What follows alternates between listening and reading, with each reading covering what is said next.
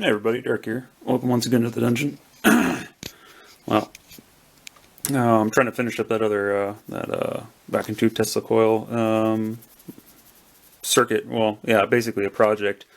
I'll probably get it finished up today, and I'll see if I can post a video of it going tonight. Anyway, got a little repair thing here for some friends of the family. It's kind of odd here. I don't really know what happened. This is one of these color changing RGB lights. It's a lot similar to what I have up here, which is basically the same thing. This is the remote for mine. Actually, no. This is the remote for mine. I can't get these mixed up. It's basically the same thing. As you can see, it's basically the same thing. The frequencies I'm going to assume are different for these in order to turn them on and whatnot. Probably from these the batch number that's on here. I'm not quite sure how that works exactly. But anyway, I took everything apart. I did a bunch of voltage measurements and whatnot. Everything seemed to be in order, but then I realized, a good way to test the an IR LED is just to shut it into a camera and press some buttons, and you should be able to see it light up. And I didn't see it light up in this one, so checked the battery and whatnot. Everything was good.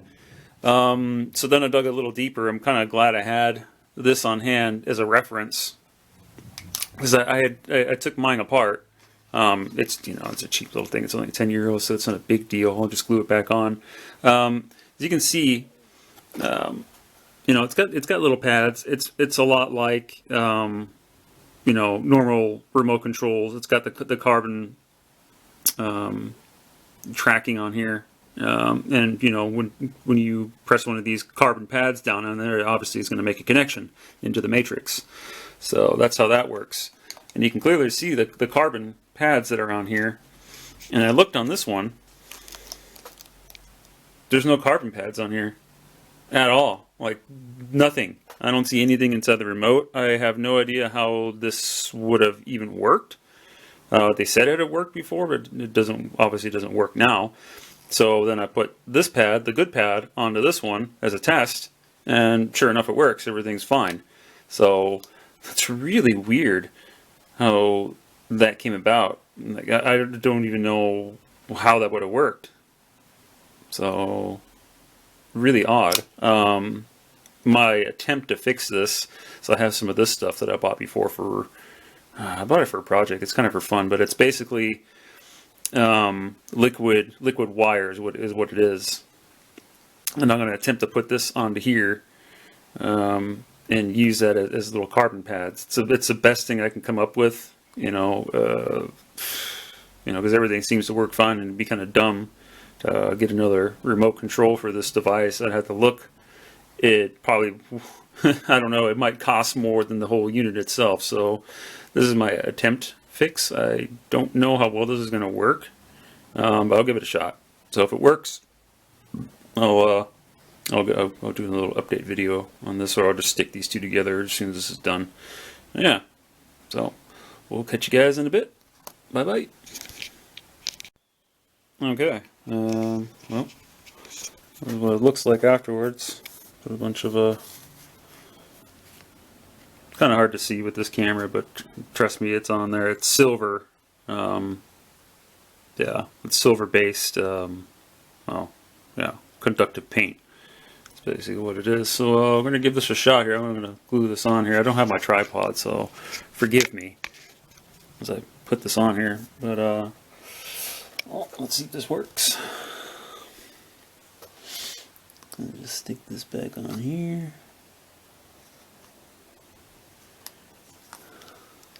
It's a little loose, but I think it's some more glue. But let's see if this shines in the camera. Oh, we're looking pretty good. Very nice. Oh yeah, look at that. Not bad. Try all the different colors.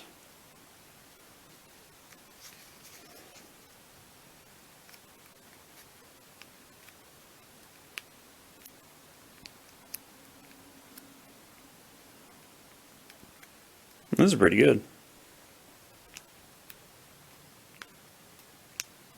Yep, that works. Green, normal green, red, orange, dark orange, light orange, yellow.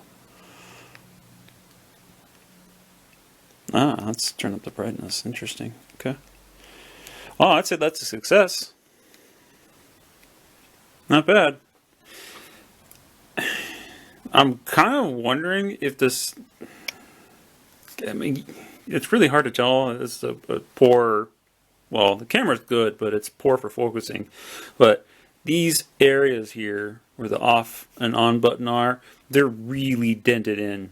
Like, they were struggling to turn this on. So what I'm thinking is that this might have worked a few times, and that was it.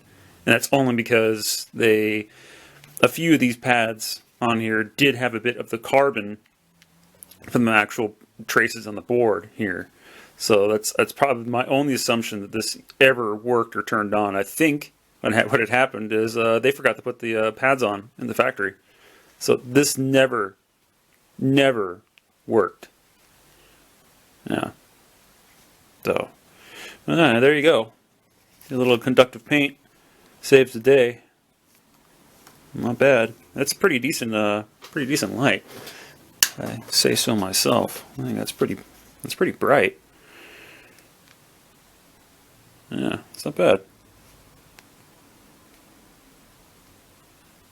All right. Well, as I said, well, the video posted of the vacuum Tesla coil project box, as I would call it. We'll get that loaded up later.